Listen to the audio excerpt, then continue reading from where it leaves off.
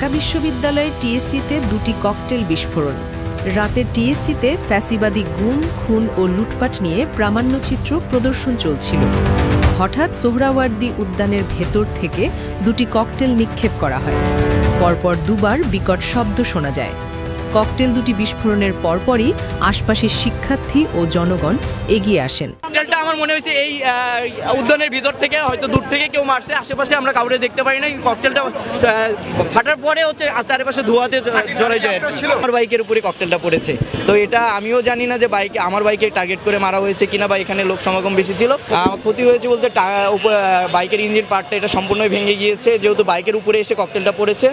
সেই আর পাশের টাঙ্কিটা যেটা ছিল, সেটা টাঙ্কিতে তেল ছিল, এটা চুয়ে চুয়ে পড়তেছিল, সেটা সবাই দেখছে। তার আগে এই এরিয়াতে একটি ককটেল বিস্ফোরণ হয়েছে, মূলত সেটিরই একটি আমি ব্রেক নিয়ে দাঁড়িয়েছি।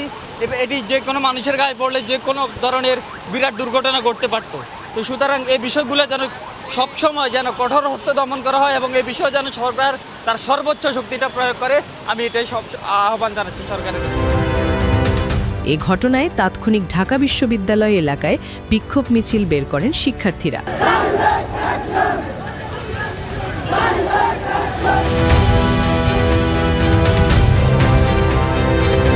গত কয়েকদিন ধরে রাজধানীর বিভিন্ন এলাকায় ককটেল বিস্ফোরণ করছে দুর্বৃত্তরা। একই সঙ্গে বিভিন্ন পরিবহনের যাত্রীবাহী বাসেও আগুন দেওয়ার ঘটনা ঘটছে। এতে আতঙ্কিত হয়ে পড়েছেন রাজধানীবাসী। আরও জানতে চোখ রাখুন নিউজ 365-এ। এগুলি কারা করতেছে? প্রশাসন কি করতেছে?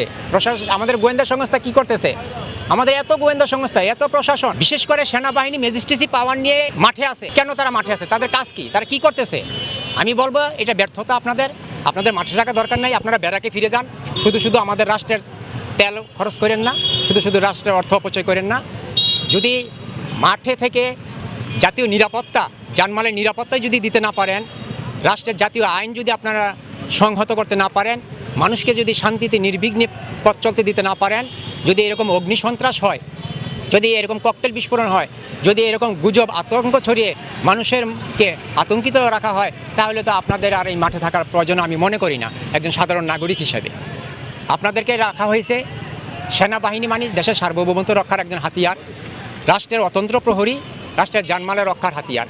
আপনারা থাকাকালীন যদি অগ্নিসন্ত্রাস হয়, লুটতরাজ হয়, দাওয়া পাল্টা দেওয়া হয়, ফেসিবাদ, স্বৈরাচার, সন্ত্রাসরা ফিরে আসে, তাহলে সাধারণ জনগণ আপনাদেরকে কেন ট্যাক্সের টাকা পালবে?